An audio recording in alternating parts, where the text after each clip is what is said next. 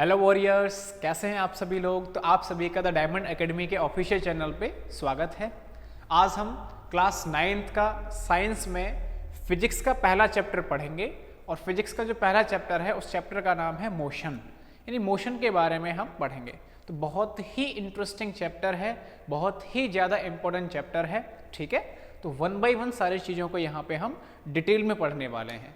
तो मोशन से नाम से क्लियर हो गया होगा, इस पूरे चैप्टर में हम इस तरीके की बातें पढ़ेंगे कि स्पीड क्या है, वेलोसिटी क्या है, एक्सेलरेशन क्या है ना। कोई एक ऑब्जेक्ट अगर मूव कर रहा है या रेस्ट पर है, वो सारी चीज़ों को हम वन बाय वन यहाँ पर देखेंगे, ठीक है ना। तो देखिए, सबसे पहले मोशन के बारे में हम देखते हैं कि मोशन क्या है, मोशन का मतलब क्या होता है, या फिर रेस्ट का क्या मतलब होता है। तो दो चीज़ें हैं, एक मोशन और एक रेस्ट। आप सभी बहुत सिंपली तरीके से आप जानते ही हो, बता सकते हो कि मोशन का मतलब क्या होता है। कोई अगर बॉडी चल रही होती है उसे हम मोशन में बोल देते हैं, कोई ऑब्जेक्ट है वो रुका हुआ है तो उसे हम किस में बोलते हैं कि वो रेस्ट पर है, यही होता है। तो इसे हम डिफाइन किस तरीके से कर सकते हैं, देखिए ज़रा। A body is said to be in motion when it changes its position with respect to its surrounding. तो सराउंडिंग के रेस्पेक्ट में अगर कोई ऑब्जेक्ट अपनी पोजीशन को चेंज कर रहा है, सराउंडिंग के रेस्पेक्ट में अगर कोई ऑब्जेक्ट अपनी पोजीशन को चेंज कर रहा है, उसे हम बोलेंगे कि वो मोशन में है। और अगर सराउंडिंग के रेस्पेक्ट में कोई ऑब्जेक्ट अगर पोजीशन को चेंज नहीं कर रहा है, इसका मतलब मैं बोल दूंगा कि वो रेस्ट पर है। जैसे कि अगर ये गाड़ी रुकी हुई है तो अपनी पोजीशन को चेंज नहीं कर रही है सराउंडिंग के रेस्पेक्ट में, तो मैं क्या बोल दूंगा कि ये रेस्ट पे है, सराउंडिंग के रेस्पेक्ट में बोला है। और अगर ये गाड़ी जो है वो मूव कर रही होगी, चल रही होगी, तो मैं क्या बोल दूंगा ऐसे कि मोशन में है, क्योंकि ये अपनी पोजीशन को इस सराउंडिंग के रेस्पेक्ट में क्या कर रही होगी, चेंज कर रही होगी। तो सराउंडिंग के रेस्पेक्ट में अगर पोजीशन चेंज हो रही है तो उसका मतलब हो जाएगा कि वो मोशन में है, और पोजीशन चेंज नहीं हो रही है उसका मतलब हो जाएगा कि वो रेस्ट में है। तो इस तरीके से हम इन्हें देख सकते हैं, ठीक है ना। आगे देखते हैं। देखो, ये कुछ एग्जाम्पल्स मैंने बनाए हुए हैं। एग्जाम्पल्स देखो क्या है, जैसे the position of the hands of clock changes continuously. तो आप घड़ी को देखते हो, घड़ी के जो यहाँ पे सुइयां होती हैं ये लगातार यहाँ पर चेंज होते, मतलब पोजीशन को चेंज करती रहती हैं, लगातार मूव करती रहती है। अगर घड़ी चल रही है तो ये लगातार मूव करेंगे, इसका मतलब है कि इसको हम बोल सकते हैं कि मोशन में है। क्यों है मोशन में? क्योंकि लगातार ये मूव कर रहे हैं, अपनी पोजीशन को लगातार चेंज कर रही होंगी, तो इसे हम मोशन बोल सकते हैं। सेम दूसरा एग्जांपल है कि एक नदी है, रिवर है, रिवर में पानी जो है फ्लो कर रहा है, वाटर फ्लो कर रहा है, तो वाटर लगातार अपनी पोजीशन को चेंज कर रहा है। इसका मतलब मैं इसको बोल दूंगा कि यहाँ पे जो पानी भरा हुआ है, नदी के अंदर जो पानी बह रहा है वो मोशन में है। तो ये भी मोशन का एग्जाम्पल हो गया। सिमिलरली आप देख सकते हो कि सन के अराउंड, सन के चारों ओर जो अर्थ है वो लगातार रिवॉल्यूशन कर रही है, और सन के चारों ओर जो अर्थ रिवॉल्यूशन कर रही है तो वो भी अगर अपनी पोजीशन को चेंज कर रही है तो उसको भी मैं क्या बोलूँगा कि वो भी मोशन में है। तो यहाँ पर ये जो जितने भी आपको एग्जाम्पल देख रहे हैं सभी किसके एग्जाम्पल्स हैं, मोशन के ही एग्जाम्पल हैं, ठीक है। आगे चलते हैं। नेक्स्ट देखो, रेस्ट का क्या मतलब होता है, रेस्ट को समझते हैं। A body is said to be in rest, a body is said to be in rest when it does not change its position with respect to its surrounding। तो सराउंडिंग के रेस्पेक्ट में अगर position change नहीं हो रही है तो उसे हम क्या बोल देंगे, रेस्ट पर है। और सराउंडिंग के रेस्पेक्ट में अगर पोजीशन चेंज हो रही है उसे हम क्या बोल देंगे, मोशन में है। तो सिंपली इसे आप समझ सकते हो, ठीक है। तो वही एग्जांपल आप देख सकते हो, गाड़ी रुकी हुई है सराउंडिंग के रेस्पेक्ट में तो रेस्ट पे बोल दोगे, चल रही है तो वो मोशन में हो जाएगी। क्लियर है। आगे देखो नेक्स्ट, मोशन इज रिलेटिव। बहुत इंपॉर्टेंट चीज है, मोशन इज रिलेटिव। इसको समझते हैं, अच्छे से ध्यान से समझना। मोशन इज रिलेटिव का मतलब होता है कि जो मोशन होता है हो सकता है किसी एक बॉडी के रेस्पेक्ट में वो रेस्ट पर है, वहीं दूसरे के रेस्पेक्ट में वो मोशन में हो जाए। यानी एक के रेस्पेक्ट में तो आप कहोगे कि वो चल नहीं रही है, एक के रेस्पेक्ट में वो आप कहोगे चल रही है। तो ये रिलेटिव होता है। रिलेटिव का मतलब कैसे होता है, पहले मैं आपको इसी तरीके से समझा के दिखा देता हूं। जैसे कि आप गाड़ी में बैठे हुए हो, किस में बैठे हुए हो, गाड़ी में बैठे हुए हो, और गाड़ी लगातार चल रही है। गाड़ी अगर चल रही है तो ये गाड़ी के बाहर जो लड़का खड़ा हुआ है ये क्या कहेगा कि जो गाड़ी है वो मोशन में है, वो चल रही है। तो इसके रेस्पेक्ट में ये गाड़ी चलती हुई दिखेगी, यानी ये बोलेगा ये मोशन में है, चल रही है गाड़ी। लेकिन अगर इस गाड़ी के अंदर आप बैठे हुए हो और आप गाड़ी के बाहर ना देखो और अंदर बैठे हुए और जो रोड है वो बिल्कुल अच्छा खासा बना हुआ हो, तो आपको ये लगेगा ही नहीं कि गाड़ी चल भी रही है क्या। तो आप जो गाड़ी के अंदर बैठा हुआ है उसको लगेगा गाड़ी रेस्ट पर है, लेकिन जो गाड़ी के बाहर है उसको लगेगा कि गाड़ी मोशन में है। तो अलग अलग ऑब्जेक्ट के रेस्पेक्ट में ये मोशन अलग अलग तरीके से होती है। किसी एक के रेस्पेक्ट में मोशन में है तो किसी दूसरे के रेस्पेक्ट में किस में आ रही होगी, वो रेस्ट पर भी हो सकती है। आप इसे इस तरीके से भी समझ सकते हो जैसे कि अर्थ है और इस अर्थ पे, ये हमारी अर्थ है, अर्थ के चारों ओर जो सरफेस होता है वहां पर हम रह रहे हैं। पूरी दुनिया जो है वो पूरा का पूरा कहां पर है भाई, अर्थ के सरफेस पर है। तो अर्थ एक सॉलिड सरफेस, सॉलिड स्फीयर होता है, उसके चारों जो सरफेस है वहां पर हम रह रहे हैं। पानी वगैरह, पर्वत, पहाड़, जितनी भी चीजें हैं, पेड़ पौधे, सब वो अर्थ के सरफेस पे ही है। तो हमें क्या लगता है भाई, हम अर्थ पर हैं तो हमें लगता है कि हमारी जो पृथ्वी है, हमारी जो अर्थ है वो कैसे रहती है, रेस्ट पर है। हमें तो नहीं लग रहा कि पृथ्वी मोशन में है, पृथ्वी जो है मूव कर रही है, लगातार वो चल रही है। हमें क्या लगता है, जितनी भी चीजें पृथ्वी पर हैं उन्हें लगता है कि पृथ्वी रेस्ट पर है, अर्थ रेस्ट पर है। लेकिन किसी दूसरे प्लेनेट के रेस्पेक्ट में अगर आप देखने लग जाओगे तो अर्थ मूव कर रही है, लगातार मोशन में है। अभी हमने एग्जाम्पल देखा अभी था कि जो अर्थ है, यहाँ पे जो अर्थ है वो लगातार इस सन के चारों ओर रिवॉल्यूशन कर रही है, यानी अर्थ लगातार मूव कर रही है। तो अर्थ किसके रेस्पेक्ट में मूव कर रही है, किसी दूसरे प्लेनेट के साथ में जो अर्थ के बाहर है। अर्थ के बाहर अगर किसी से आप कहीं पे जाके देखते हो तो आपको वो मूव करती हुई दिखेगी, लेकिन अगर आप अर्थ में ही बैठे हुए हो, अर्थ पे ही बैठे हुए हो, तो आपको लगेगा कि अर्थ रेस्ट पर है। जैसे हमें लगता है कि अर्थ रेस्ट पर है, लेकिन बाहर जाके अगर देखोगे, अर्थ के सरफेस से बाहर जाके देखो, किसी दूसरे प्लेनेट से जाके देखोगे या मून से जाके देखोगे, तो वहां से ये मूव करती हुई मोशन में आपको नजर आएगी। सेम बिल्कुल वही यहां पे हो रहा था। कार में अगर बैठे हुए हो तो आपको लगेगा कि कार जो है रेस्ट पर है, लेकिन बाहर वाले को लगेगा मोशन में है। लगेगा कब, जब ये रोड ठीक ठाक होना चाहिए। ऐसा नहीं है कि रोड जो है गड्ढे हैं ना, भारत के जो रोड हैं वहां पे तो आपको महसूस ही नहीं होगा कि वो जो है गाड़ी रेस्ट पर भी है। अच्छा खासा फील होता रहेगा कि हाँ जी ये मोशन में है ना। लेकिन कंडीशन ये है कि ये जो है अच्छा स्मूथ सरफेस होना चाहिए, तो आपको बिल्कुल महसूस नहीं होगा कि गाड़ी जो है रेस्ट पर, मोशन में भी है। आपको लगेगा अगर आप अंदर बैठे हुए कि वो रेस्ट पर है आराम से। ठीक है, तो इस तरीके से ही हमने बोला था कि ये जो मोशन होती है वो कैसी होती है, रिलेटिव होती है। और समझते हैं इसको, क्योंकि बहुत ज़्यादा यूजफुल वर्ड है रिलेटिव वाला। आगे जाके 11th क्लास में तो बहुत शानदार लेवल के यहाँ से क्वेश्चंस बनते हैं, न्यूमेरिकल्स बनते हैं। तो अभी से आप समझो इसे थोड़ा ढंग से। जैसे एक और एग्जांपल देखिए, पहले समझ लेते हैं। A body can be moving for one observer, एक ऑब्जर्व के रेस्पेक्ट में तो वो मूविंग कर रही होगी, and at the same time at rest for another observer. तो एक ऑब्जर्वर के रेस्ट में तो वो मूव कर रही होगी और दूसरे के रेस्पेक्ट में हो सकता है वो किस पे हो, रेस्ट पर भी हो। आप इसे इस तरीके से समझ सकते हो कि ये है अर्थ। क्या है, अर्थ। तो अर्थ पे ये स्टैच्यू है, तो अर्थ पे जो स्टैच्यू है हमें क्या लगता है भाई, ये रेस्ट पर है। भाई हम सबको लगता है अर्थ पे जितने भी चीजें हैं वो सब क्या लगती है कि रेस्ट पर है। तो स्टैच्यू किसके रेस्पेक्ट में रेस्ट पर है, तो अर्थ के रेस्पेक्ट में रेस्ट पे है, अर्थ के रेस्पेक्ट में रेस्ट पर है। लेकिन अगर आप मून पर चले जाओ या किसी दूसरे प्लेनेट पे चले जाओ, तो मून पे अगर आप जाके इस अर्थ को देखो या इस स्टैच्यू को देखो, तो क्योंकि अर्थ मूव कर रही है, अगर अर्थ मूव कर रही होगी, अर्थ मोशन में है, इसका मतलब स्टैच्यू भी मूव कर रहा है, अर्थ पे हम सब मूव कर रहे होंगे, तो इसको ये मोशन करता हुआ नजर आएगा।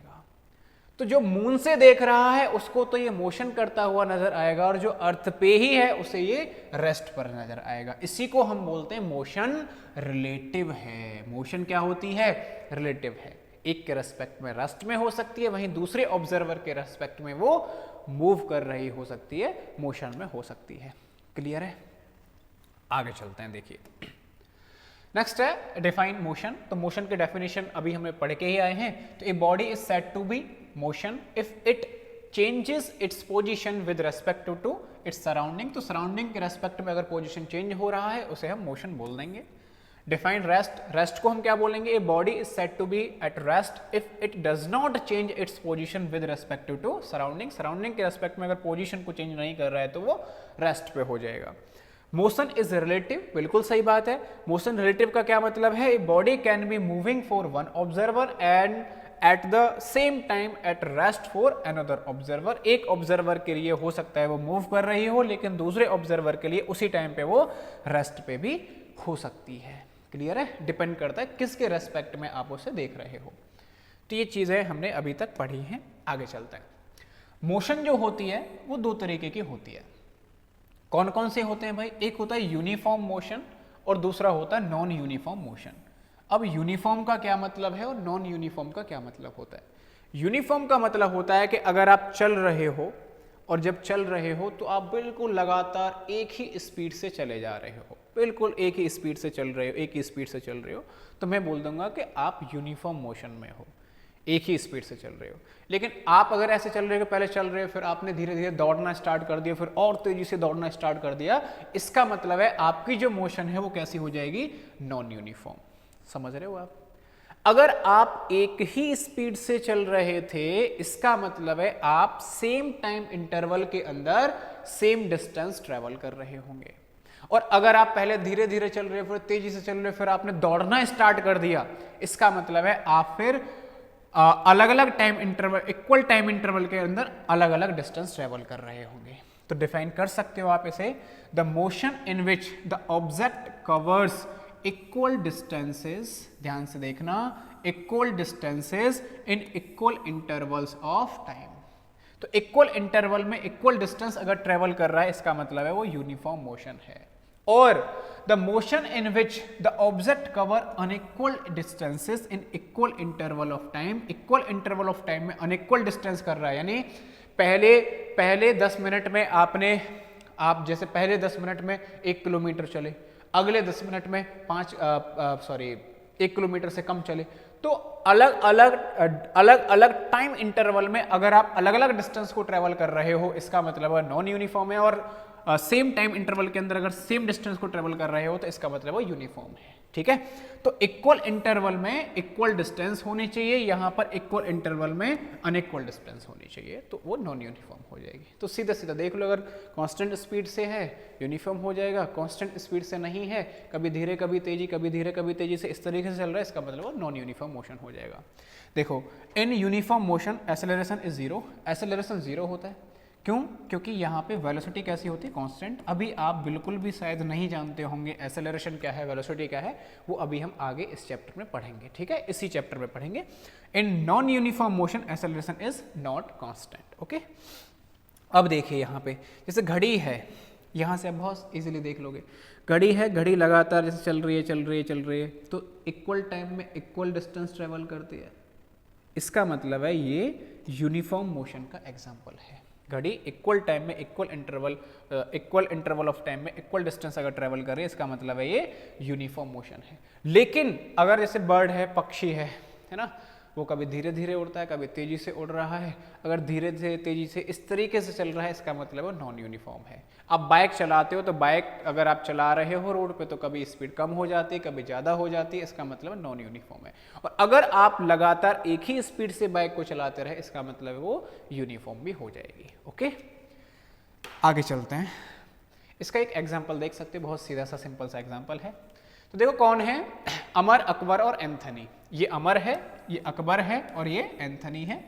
तीनों भाई साहब अपनी अपनी कार को चला रहे थे, और कार को चलाने पे उन्होंने कुछ चीज़ें नोट की, और नोट करने के बाद इन्होंने जो है यहाँ पर बताया है। तो इधर यहाँ पे अमर की बातें चल रही हैं, यहाँ अकबर की, और यहाँ पर एंथनी की चल रही हैं। तो देखो अमर ने क्या देखा? अमर ने 5 बजे से 5:30 के बीच में, 5 से 5:30 के बीच में, 5 से स्टार्ट किया 5:30 तक, तो 5 बजे से स्टार्ट करके 5:30 तक उसने 20 किलोमीटर ट्रेवल कर लिया। फिर 5:30 से 6 पे जब चला तो उसने 40 कर लिया, 6 से 6:30 60 कर लिया। तो इस तरीके से उसने कैलकुलेट किया और वो सारी चीज़ें यहाँ पे लिख रखी हैं। अकबर ने यहाँ लिखी हुई हैं और एंथनी ने यहाँ पे लिखी हुई हैं। हमें देखना है कौन यूनिफॉर्म मोशन से चल रहा है, कौन नॉन यूनिफॉर्म से चल रहा है। तो देखो इन सभी के बीच में इक्वल टाइम इंटरवल है। इक्वल टाइम इंटरवल का मतलब गैप कितना कितना है, 30 30 30 30 30 30 इक्वल टाइम इंटरवल है। अगर इन इक्वल टाइम इंटरवल में अब आप देख लो डिस्टेंस इक्वल है या अलग है। तो अगर पहले 30 मिनट में कितना चला है 20, अगले में कितना चला है 20, भाई 40 में से 20 घटाओगे 20 आएगा। फिर अगले में कितना चला है 20। तो इसी तरीके से लगातार इक्वल टाइम के अंदर इक्वल डिस्टेंस ट्रेवल हो रही है। इसका मतलब है ये यूनिफॉर्म मोशन में चला है। कैसे चला है, यूनिफॉर्म मोशन में चला है। तो इसकी मोशन यूनिफॉर्म हो जाएगी। अगर मैं इसके देखूं भाई यहाँ पे, तो ये देखो पहले 18 चला है, फिर 18, फिर बस 6 चला है, फिर 28 का गैप है, फिर 25 का गैप है, फिर 25 का गैप है। इसका मतलब है ये इक्वल टाइम इंटरवल के अंदर अनइक्वल डिस्टेंस ट्रेवल किया है। इसका मतलब है ये नॉन यूनिफॉर्म हो जाएगा, नॉन यूनिफॉर्म हो जाएगा। ओके, तो ये यूनिफॉर्म, ये नॉन यूनिफॉर्म। यहाँ पे देखो गैप कितना आ रहा है, इक्वल इक्वल ही आ रहा है। इसका मतलब है ये भी कैसा चला होगा, यूनिफॉर्म चला होगा। समझ रहे हो, equal time equal distance, uniform non uniform easily आप पहचान लोगे। आगे देखते हैं नेक्स्ट। ठीक है, आपने नोट करते जाना, जो चीज़ लगे नोट करने लायक है। ये तो समझाने वाली चीज़ थी तो इसे मत करना। जो डेफिनेशन जो है उन्हें आप नोट करते जाएंगे, फॉर्मूला जो होते हैं उन्हें आप नोट करते जाओगे। जो लगता है कि केवल समझाने के हिसाब से उन्हें आपको नोट नहीं करना है। ओके, आगे चलते हैं। नेक्स्ट अब हम पढ़ने वाले हैं कुछ फिजिकल क्वांटिटीज़ के बारे में पढ़ेंगे और उनकी कुछ यूनिट्स के बारे में भी देखेंगे। यूनिट्स किस तरीके से, सिस्टम ऑफ यूनिट्स का क्या मतलब होता है। तो देखो फिजिकल क्वांटिटीज, सबसे पहले बात आती है कि फिजिकल क्वांटिटीज का मतलब क्या है। फिजिकल क्वांटिटीज का मतलब क्या है, तो फिजिकल क्वांटिटी का मतलब होता है anything that can be measured is a physical quantity. ऐसी कोई भी चीज जिसे आप मेजर कर सकते हो वही फिजिकल क्वांटिटी होती है। जिसको आप मेजर कर पा रहे हो वही फिजिकल क्वांटिटी है, और जिसको आप मेजर नहीं कर पा रहे हो फिजिकल क्वांटिटी नहीं बोली जाती है। जैसे कि फोर्स है, फोर्स का मतलब आप कितना फोर्स लगा रहे हो किसी चीज़ पे, 10 न्यूटन लगाया है, 20 न्यूटन लगाया है, 40 न्यूटन लगाया है, उसे मेजर कर पा रहे हो। मास है हमारा जो वेट होता है कि आप 20 किलो के हो, 40 किलो के हो, 60 किलो के हो, 50 किलो के, आप उसे मेजर कर रहे हो। तो मास है या वेट है या फोर्स है वो मेजरेबल है, इसका मतलब वो फिजिकल क्वांटिटी है। टाइम होता है, टाइम भी फिजिकल क्वांटिटी है क्योंकि टाइम को भी आप मेजर करते हो, कितना टाइम हो गया, कितने बज गए, कितना क्या है, वो सब फिजिकल क्वांटिटी है। तो जो भी चीज़ मेजरेबल है वो सब फिजिकल क्वांटिटी होती है, और जो मेजरेबल नहीं है वो फिजिकल क्वांटिटी नहीं होती हैं। ठीक है जी, तो anything that can be measured a physical quantity, जैसे time is a physical quantity क्योंकि उसे मेजर कर लेते हैं। लेंथ है, लेंथ को आप मेजर कर लेते हो, फिजिकल क्वांटिटी हो जाएगा। मास है, मास को आप मेजर कर लेते हो, फिजिकल क्वांटिटी हो जाएगा। वेट है, वेट को आप मेजर कर लेते हो, फिजिकल क्वांटिटी हो जाएगा। वेट या फोर्स एक ही बात होती है, फोर्स को भी आप मेजर कर लेते हो, फिजिकल क्वांटिटी हो जाएगा। किसी चीज़ की स्पीड अगर आप कैलकुलेट कर लो, स्पीड है, वेलोसिटी है, एक्सेलरेशन है, मोमेंटम है, बहुत सारी चीज़ें हैं, तमाम फिजिकल क्वांटिटी होती हैं जिन्हें हम मेजरेबल, जो मेजरेबल होते हैं उन्हीं को हम फिजिकल क्वांटिटी बोलते हैं। अच्छा, जैसे लव है, love is not a physical quantity. तो आप बता सकते हो कि कोई किसको कितना प्यार करता है, ठीक है, लव को मेजर नहीं कर सकते। आजकल ऐसा कोई इंस्ट्रूमेंट नहीं बना है, कोई यंत्र नहीं बना है जो लव को मेजर कर पाए, तो वो फिजिकल क्वांटिटी नहीं होता है। ठीक है, कहने को कहते रहते हैं मैं तुझसे इतना प्यार करता हूं कि ये करता हूं कि वो करता हूं, सब फालतू की बिल्कुल बकवास बातें होती हैं। लव को मेजर ही नहीं किया जा सकता, इसका मतलब वो फिजिकल क्वांटिटी नहीं होगी। क्लियर है, आगे चलते हैं भाई। नेक्स्ट, फिजिकल क्वांटिटीज दो तरीके की होती हैं। कौन कौन सी होती हैं? एक तो हम बोलते हैं स्केलर्स और दूसरी बोलते हैं हम वेक्टर्स। अब स्केलर्स और वेक्टर्स का मतलब क्या है, ध्यान से समझेंगे आप। ठीक है, स्केलर्स और वेक्टर्स का मतलब मैं यहां बता रहा हूं आपको। स्केलर का मतलब होता है, चलो इधर ही लिख देते हैं। स्केलर का मतलब होता है ऐसी क्वांटिटीज जहां पर केवल और केवल मैग्नीट्यूड हो। क्या हो? मैग्नीट्यूड हो, मैग्नीट्यूड ओनली। तो ऐसी क्वांटिटी जिनमें केवल और केवल मैग्नीट्यूड होता है उनको हम स्केलर क्वांटिटी बोलते हैं। और वेक्टर्स का मतलब होता है ऐसी क्वांटिटीज जहां पर मैग्नीट्यूड हो, मैग्नीट्यूड के साथ साथ वहां पर डायरेक्शन भी हो जाए। तो मैग्नीट्यूड और डायरेक्शन दोनों अगर हो रही हैं इसका मतलब वो वेक्टर क्वांटिटी आ जाती है। तो केवल मैग्नीट्यूड है वो स्केलर होती है और जिनके पास डायरेक्शन भी है वो वेक्टर हो जाती है। समझते हैं इसे, इसका मतलब क्या है। जैसे कि आपका मास है, मास, तो मास का मतलब केवल मास का मतलब मैग्नीट्यूड है। मास का मतलब ये तो है नहीं कि इस डायरेक्शन में मास है कि इस डायरेक्शन में मास है कि ऊपर की ओर मास है कि नीचे की ओर मास है, तो है। मास के पास कोई डायरेक्शन नहीं है, इसका मतलब मास एक स्केलर क्वांटिटी हो जाएगी। टाइम है, टाइम के पास कोई डायरेक्शन नहीं है, इसका मतलब टाइम एक स्केलर क्वांटिटी हो जाएगी। स्पीड है, स्पीड के पास कोई डायरेक्शन नहीं है, इसका मतलब वो स्केलर क्वांटिटी हो जाएगी। तो जिसके पास कोई डायरेक्शन नहीं है वो स्केलर है, और जिसके पास डायरेक्शन है का क्या मतलब है, जैसे फोर्स होता है। फोर्स का मतलब है कि आप जब फोर्स लगाते हो तो आप एक स्पेसिफिक डायरेक्शन में लगाते हो, कि जैसे मैं इस पे अगर धक्का मारने लग जाऊं, ऐसे करके मैं इस पे अगर फोर्स लगा रहा हूं, इसका मतलब है मैं इस पे अंदर की तरफ, इस तरफ फोर्स लगा रहा हूं। This is a direction. तो फोर्स के पास में मैग्नीट्यूड भी होगा और डायरेक्शन भी होगा। मैग्नीट्यूड का क्या मतलब है, मैग्नीट्यूड का मतलब है पहले मैं धीरे धीरे फोर्स लगा रहा हूं, सपोज धीरे धीरे फोर्स लगा रहा हूं, इसका मतलब मैंने मान लिया कि पहले मैंने 5 न्यूटन फोर्स लगाया, फिर और तेजी से लगाया 10 न्यूटन लगाया, फिर और तेजी से लगाया 20 न्यूटन लगाया। तो ये जो हम वेरी कर रहे हैं कि 5, 10, 20, 40, 50, 100 न्यूटन, ये होता है मैग्नीट्यूड। और किस तरफ लगाया फोर्स, आप अंदर की तरफ खींच रहे हो, ऐसे बाहर की तरफ खींच रहे हो, या इधर लगा रहे हो उधर लगा रहे हो, वो बताता डायरेक्शन को। तो कोई भी क्वांटिटी जिसके पास में केवल और केवल मैग्नीट्यूड ही होता है, या मैग्नीट्यूड से ही उसे पूरा डिस्क्राइब किया जा सकता है, तो वो तो होता है स्केलर क्वांटिटी। और जिसके पास मैग्नीट्यूड डायरेक्शन दोनों के लिए जरूरत पड़ जाए उसे हम बोलते हैं वेक्टर क्वांटिटी। ओके, डेफिनेशन देखिए इसकी। Physical quantities which can be completely described bye there magnitude alone, केवल और केवल मैग्नीट्यूड से पूरी की पूरी डिस्क्राइब हो जाए उसको हम क्या बोल देंगे, स्केलर क्वांटिटी बोल देंगे। Physical quantities which possess magnitude as well as direction, दोनों अगर होंगे मैग्नीट्यूड और डायरेक्शन, उसको हम क्या बोलेंगे, वेक्टर क्वांटिटी बोल देंगे।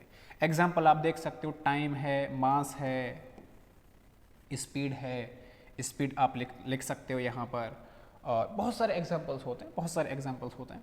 इसी तरीके से जैसे फोर्स है, डिस्प्लेसमेंट है, यहाँ आप लिख सकते हो, वेलोसिटी है, डिस्प्लेसमेंट तो मैंने लिख दिया, इधर आप जो है डिस्टेंस भी लिख सकते हो, डिस्टेंस है। तो ये सब के सब क्या हैं, हमारे स्केलर्स हैं, और ये सब वेक्टर होते हैं। एग्जाम्पल से आप समझ सकते हो, जैसे मास है तो मास का मतलब है कि इसके पास कोई डायरेक्शन नहीं है, लेकिन अगर मैं इसका फोर्स देखने लग जाऊँ, मास तो स्केलर हो जाए, लेकिन फोर्स देखूंगा वेट किधर लग रहा है, तो वेट किधर लग रहा होगा, नीचे की तरफ लग रहा होगा इस पर। तो वेट अगर मैं देखूं तो वेट का तो डायरेक्शन है नीचे की तरफ है, इसका मतलब वेट या फोर्स तो वेक्टर हो जाएगा। लेकिन अगर मैं केवल मास को देखूं तो वो स्केलर हो जाएगा। घड़ी है, टाइम चल रहा है, कोई डायरेक्शन नहीं है, इसका मतलब है वो स्केलर ही है, टाइम स्केलर होता है। आप किसी चीज़ को पुल कर रहे हो या पुश कर रहे हो, तो पुल या पुश का मतलब है फोर्स लगा रहे हो आप उस पर। पुल करना, पुश करना, फोर्स लग रहा है, इसका मतलब वो फोर्स एक वेक्टर क्वांटिटी है। समझ गए आप लोग। तो जिसके पास डायरेक्शन है वो वेक्टर है, जिसके पास डायरेक्शन नहीं है या केवल मैग्नीट्यूड है वो स्केलर हो जाती है। ठीक है, अब देखो एक चीज़ और यहाँ पे आप समझेंगे, जो यूनिट होती हैं उनका क्या मतलब है। यूनिट का मतलब एक इस तरीके से, जैसे आप मेज़र कर रहे हो तो किसी यूनिट में मेज़र करते हैं ना, जैसे कि आप वेट को मेज़र कर रहे हो या मास को मेज़र कर रहे हो, तो आप बोलते हो कितने किलोग्राम है ना, कितने किलोग्राम कोई चीज़ ला रहे हो। इसका मतलब क्यों है, तो ये हम क्यों लगा रहे हैं लास्ट में, किलोग्राम वगैरह हम क्यों लगाते हैं, यूनिट अगर हमें निकालना है, यूनिट अगर देखना है। इसका ज़रूरत इसलिए पड़ा कि जैसे आप सपोज़ आप किसी दुकान पे गए और दुकान पे जाके आप बोल रहे हो एक चीनी चाहिए मुझे, एक चीनी दे दो। क्या बोला आपने, एक चीनी। अब एक चीनी का मतलब क्या समझा जाए, उसके पीछे आपको बताना पड़ेगा, उसे कंप्लीटली डिस्क्राइब करना है, कंप्लीटली समझाना है, तो बताना पड़ेगा कि 1 ग्राम चाहिए, कि 1 किलोग्राम चाहिए, कि 1 टन चाहिए, कि 1 कट्टा चीनी चाहिए। पीछे लगाना पड़ेगा आपको, अगर बताना है कि कितना चाहिए, उसी को हम बोलते हैं यूनिट। क्या बोलते हैं, यूनिट। ठीक है, आगे आएगा, उसको अभी हम पढ़ेंगे डिटेल में। तो देखिए यूनिट्स वही बात थी कि चाहिए कितना। जैसे अभी मैंने आपको चीनी का एग्जांपल लेकर समझाया कि कितना चीनी चाहिए, 1 चाहिए, 2 चाहिए, 3 चाहिए, ग्राम चाहिए, किलो चाहिए, क्विंटल चाहिए, टन चाहिए, क्या चाहिए, कितना चाहिए, उसको हम यूनिट बोलते हैं। सिमिलरली जैसे लेंथ है, लेंथ को अगर आप मेज़र करते हो तो मैं बोलूँ इसकी लंबाई 5 है। क्या बोल दिया मैंने, इस बोर्ड की लंबाई 5 है। या मैंने बोल दिया कि ये जो मेरे पास में पेन है इसकी लंबाई 2 है। अब भाई साहब 2 मीटर है कि 2 सेंटीमीटर है कि 2 इंच है कि 2 फीट है, क्या है? उसी को हम बोलते हैं यूनिट। किस चीज में मेजर किया जा रहा है, दैट इज द यूनिट। समझ गए? और जो यूनिट होती है किसी चीज को मेजर करने के लिए जो यूनिट बनाए गए हैं, देखो units or system of measurement. तो मेजरमेंट का एक सिस्टम होता है, उसी को हम यूनिट बोलते हैं। अब जो यूनिट होती हैं वो मेनली अभी के टाइम पे 9th में तो आप बस इतना सा समझ लो कि एक एमकेएस सिस्टम होता है और एक सीजीएस सिस्टम होता है। 2 तरीके के सिस्टम हमने यूनिट्स के बना रखे हैं, एमकेएस और सीजीएस। एमकेएस का क्या मतलब होता है? एमकेएस का मतलब होता है लेंथ को आप हमेशा मीटर में मेजर करोगे, मास को हमेशा आप किलोग्राम में मेजर करोगे और टाइम को हमेशा आप सेकंड में मेजर करोगे। तो यहां लिख देता हूं, मैं नीचे लिख देता हूं, लेंथ को आप हमेशा मीटर में करोगे, मास को आप किलोग्राम में करोगे और टाइम को आप सेकंड में मेजर करोगे एमकेएस सिस्टम के अंदर। एम, ध्यान से देखो, एम के एस, इसको बोलते हैं एमकेएस सिस्टम। सीजीएस सिस्टम का मतलब होता है, सीजीएस का मतलब होता है लेंथ को आप सेंटीमीटर में करोगे, मास को आप ग्राम में मेजर करोगे, ये मास है, और टाइम को आप सेकंड में मेजर करोगे। तो सीजीएस याद ही नहीं करना, सिंपल से ये नाम से क्लियर हो रहा है। Centimetre gram second, metre kilogram second, इस तरीके से 2 सिस्टम है मेनली। और देखिए ये जो 2 सिस्टम थे, यहां पे दिक्कतें हुई जब हम आपस में कोई भी व्यापार कर रहे हैं या इंटरनेशनल व्यापार कर रहे हैं, जो बिजनेसमैन होते हैं वहां पर, तो कोई देश किसी को यूज करता है, कोई देश किसी को यूज करता है। कहीं पर लेंथ को फुट में नाप रहे हैं, कहीं पे सेंटीमीटर में माप रहे हैं, कहीं पे किलोमीटर में माप रहे हैं, कहीं पे कोई अलग अलग यूनिट चल रही है। मास को कोई किलोग्राम में मेजर कर रहा है, कोई पाउंड में मेजर कर रहा है, तो अलग अलग मास की यूनिट चल रही है। तो एक इंटरनेशनल सिस्टम बनाया जिसको बोला जाता है एसआई सिस्टम। क्या बोलते हैं? SI system. 11th क्लास में हम इसे बहुत डिटेल में पढ़ने वाले हैं, बहुत ज़्यादा डिटेल में पढ़ेंगे। तो एसआई सिस्टम का मतलब होता है system international units. System international unit का मतलब है ऐसी यूनिट बनाई गई इसके अंदर जिसमें आप कहीं भी किसी भी देश में चले जाओ, दुनिया के किसी भी देश में चले जाओ, वहाँ पर इन यूनिट्स का ज्ञान सभी को है। इन यूनिट्स का ज्ञान सभी को है। सभी को पता है कि लेंथ को आप मीटर में मेजर करोगे, मास को आप किलोग्राम में मेजर करोगे, टाइम को आप सेकंड में मेजर करोगे, टेम्परेचर को आप केल्विन में मेजर करोगे, इलेक्ट्रिक करंट को आप एम्पियर में मेजर करोगे। वो सारी चीजें हैं, मैं उन्हें अभी लिखवाऊंगा। तो ये जो सिस्टम बना है, इसी सिस्टम को क्या बोलते हैं? सिस्टम इंटरनेशनल यूनिट्स या स्टैंडर्ड इंटरनेशनल यूनिट्स के नाम से आप इसे जान सकते हो। क्लियर है? अभी देखो मैंने लिखवा देता हूं एक बार। जो हमारी फंडामेंटल क्वांटिटीज होती हैं, 2 तरह की क्वांटिटी, एक फंडामेंटल, एक डेराइव्ड। फंडामेंटल जो क्वांटिटीज होती हैं हमारी, वो 7 होती हैं, और ऐसे सिस्टम में उनकी यूनिट क्या होती है वो बता देता हूं। देखो यहां पर मैं लिख रहा हूं फंडामेंटल क्वांटिटीज, फंडामेंटल क्वांटिटीज, और इधर मैं लिख रहा हूं उनकी यूनिट्स क्या है, और इधर मैं लिख रहा हूं उनके सिंबल्स क्या हैं। सिंबल्स क्या हैं, क्या उनका सिंबल होता है। क्लियर है? देखिए जरा। तो फंडामेंटल क्वांटिटी में सबसे पहली जो क्वांटिटी होती है वो होती है हमारी लेंथ। क्या होती है? लेंथ। दूसरी होती है मास, तीसरा होता है टाइम, चौथा होता है टेम्परेचर, ये चौथा है टेम्परेचर, पांचवा होता है इलेक्ट्रिक करंट, इलेक्ट्रिक करंट, छठवां होता है अमाउंट ऑफ सब्सटेंस,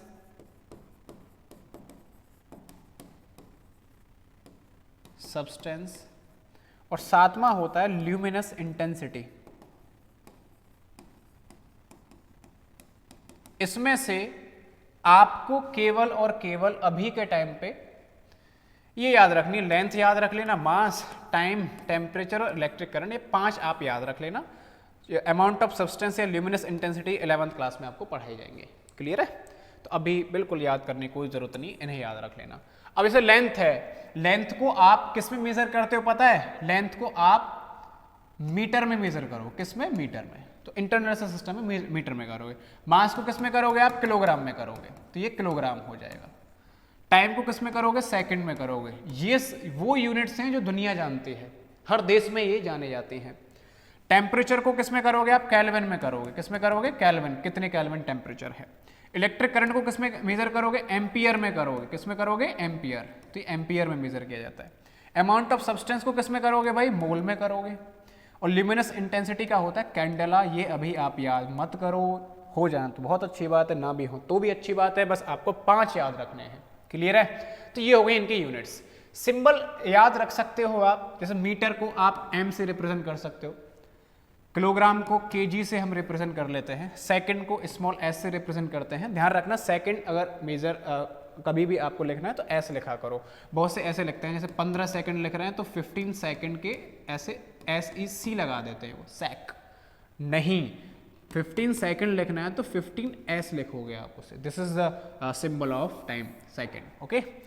टेम्परेचर का अगर लिखना है तो आप जो है के लिख दो, आप पूरा पूरा थीटा से भी कर देते हैं, लेकिन ज़्यादातर के ही चलेगा। इलेक्ट्रिक करंट एम्पियर, एम्पियर मैं दोबारा से लिख देता हूँ, थोड़ा सा, एम्पियर, और ये है मोल। एम्पियर को ए से रिप्रेजेंट करते हैं, मोल को एम ए ओ एल से करते हैं, और कैंडेला को सी डी से रिप्रेजेंट करते हैं।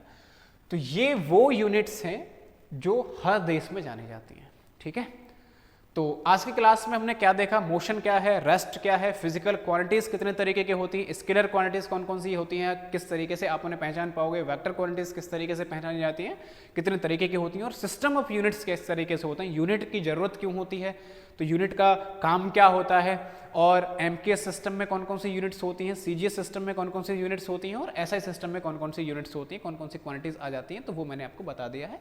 तो ये आप पहले पाँच को याद रख लेना, बहुत ज़रूरी है, काम आ जाएंगे। बाकी 11th क्लास में तो हम डिटेल में बात करते ही हैं। ओके, तो आज के लिए इतना ही पढ़ेंगे, बहुत ही जल्दी अगली क्लास लेके हम आएंगे। ठीक है, कैसी लगी वीडियोस कमेंट करके ज़रूर बताना।